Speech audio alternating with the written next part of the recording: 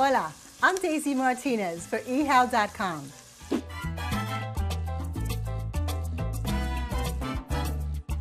Today, we're making chupe, a South American chowder that's the perfect remedy for a chilly cold day.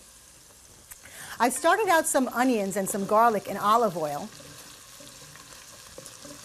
And what I want to do is I want to start a roux. So to that, we're going to add some flour. And I don't want any color on this roux. So we're just going to cook out the flour taste. And you can see it actually start to dry up in the bottom of your pan. And then I'm going to add some chopped tomato to give this chupe, this chowder, some body.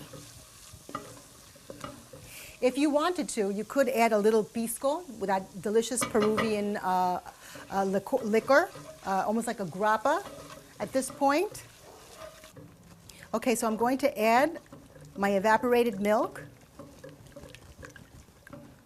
Also, if you're watching calories, skim evaporated milk is a wonderful substitution because it gives you that creamy flavor without all of the fat that you would find.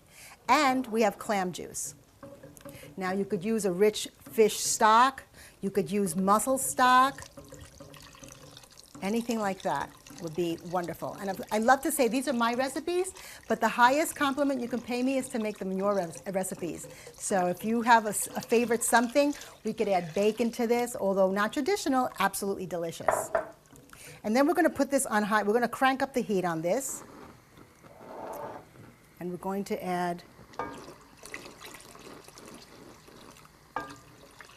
a lot more broth than it looks like we need because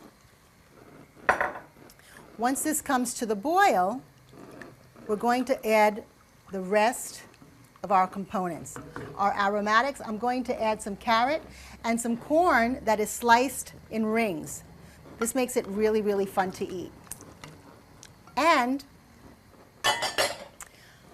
some rice. How much rice goes in here is a personal preference. And that's what we're going to do. We're going to bring that to the boil, and this is where we are over here. Now you see that my chowder has thickened up, the rice is cooked, the carrots are soft, the corn is sweet and tender. Now we're going to add our shrimp. Now if I was making, in South America they make chupes from everything from just potatoes to potato and beans to, there's nothing you can't make chupe out of. I'm going with a seafood chupe. You could actually add some shellfish, little clams, or if it's a real special occasion, a lobster chupe would be absolutely incredible.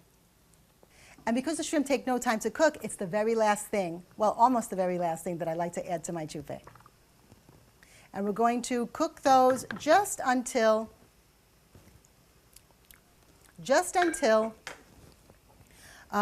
they're opaque. I don't want to be chewing on pencil erasers.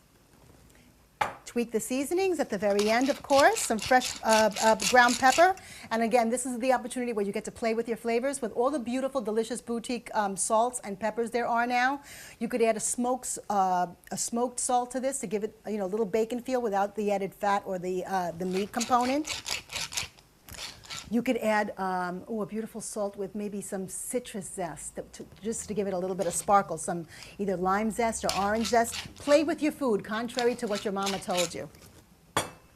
Okay? And this is bubbling up beautifully. And then, oh, look at the shrimp, how gorgeous they are.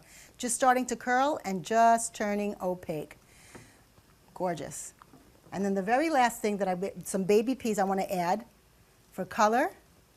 Oh my goodness, that's just too pretty to look at. And we're just going to stir this just to heat the baby peas through. I don't want them to overcook as well.